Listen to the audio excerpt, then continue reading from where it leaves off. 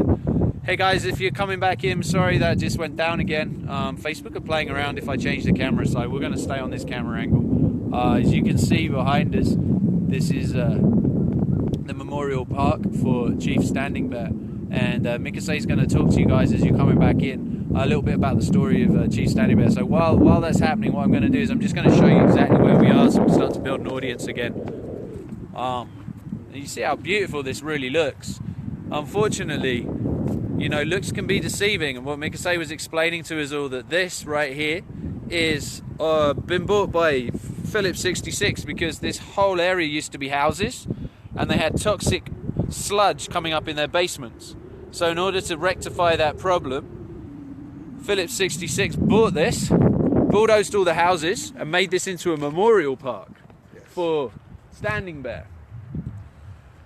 So this is a contaminated park. This is a toxic park, and it's named after one of our greatest chiefs, one of the greatest chiefs of the Ponca Nation, as well as one of the greatest chiefs in Indian country.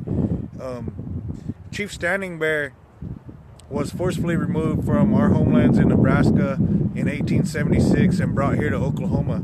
On that journey, during the first year when he arrived here, he had a teenage son that was about 13, 14 years old, and his son got sick, and he was one of the relatives that died. There was 1/3 of our people that died in that first year and on that journey. And Cheif Standing Bear's son, final wish, the last words, was asking his father to take him home to Nebraska, to take him back to our ancestral lands, to be buried with his grandmother and grandfather. Cheif Standing Bear and a small group of Ponca people, some of his close relatives, about 35 of them, left the reservation in the middle of the night and made their journey with his son's body to go back to the homelands. He was arrested at Fort Omaha in Nebraska, and his people were taken into Fort Omaha and placed there under arrest. There's a famous court case where Cheif Standing, it's called Standing Bear versus Crook, and Cheif Standing Bear had to fight for his rights as a human being, to be recognized as a human being with human rights, and to be able to go and bury his son. And he was a very eloquent speaker. He was very intelligent. He was a strong warrior, and he just had a way with words.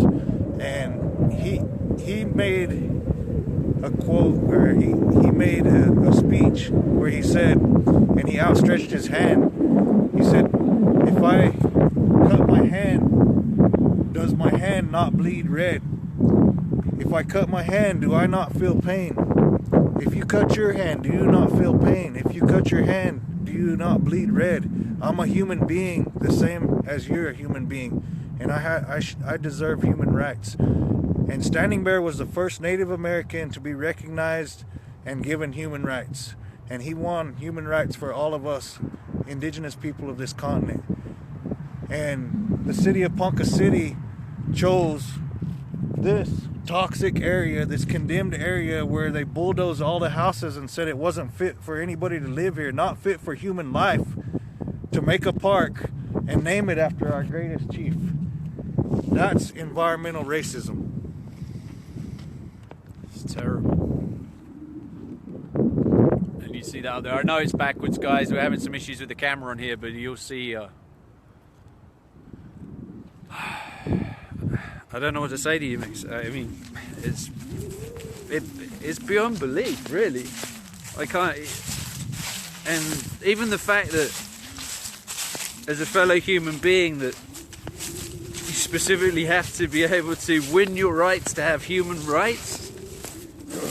Well, Native Americans are the only race in the world that have to carry a card that shows our pedigree, that shows our blood quantum.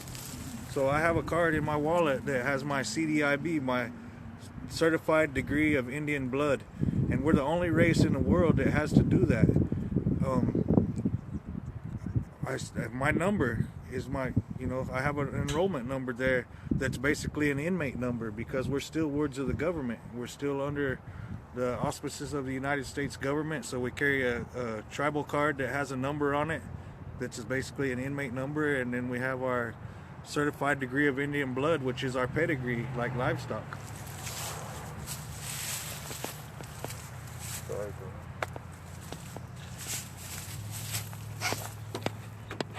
You know, I'm learning so much every time I talk with my native brothers and sisters about their life, and it beggars belief the things that they've gone through and still going through, and the way they're being treated is beyond heinous.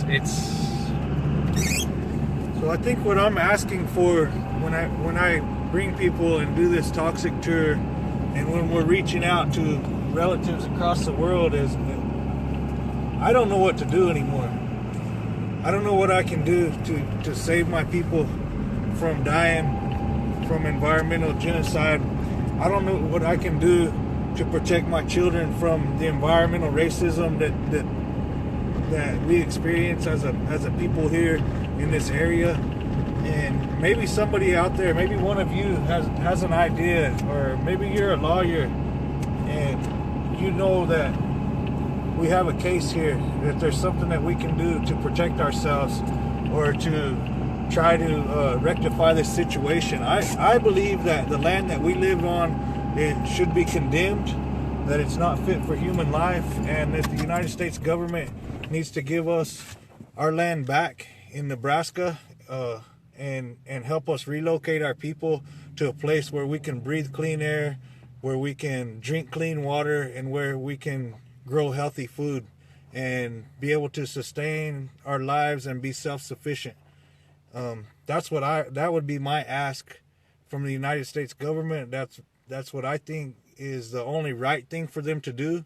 They brought us down here, they moved us here, and it's not fit for living anymore, and we should be given our homelands back. We never gave them away. They were taken from us.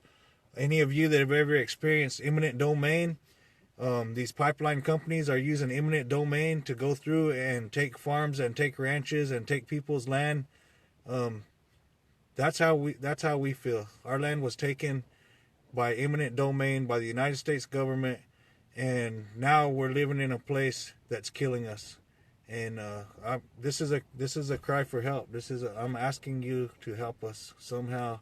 Help me to let my people live, to save my people's lives. So if you know lawyers, if you know anyone that could help with this, then please reach out. Mekasi, is there an email, or is there a place people can reach out? Do you have something set up, or can we get something set up? We need to set something up. I mean, I have my personal email, but this is something that I really need help with. I'm not the most technological savvy person, but you know, I do work for an organization. I'm state director for Bold, Oklahoma. But this is a personal issue to me. This is a personal issue. It directly contributes to the death of my family members, my relatives, my people, and I just don't know what to say about it anymore. In front of us, that's the statue of Cheif Standing Bear. I'm gonna try and change the camera. If we lose the feed, we lose the feed. I apologize, guys. Let's see.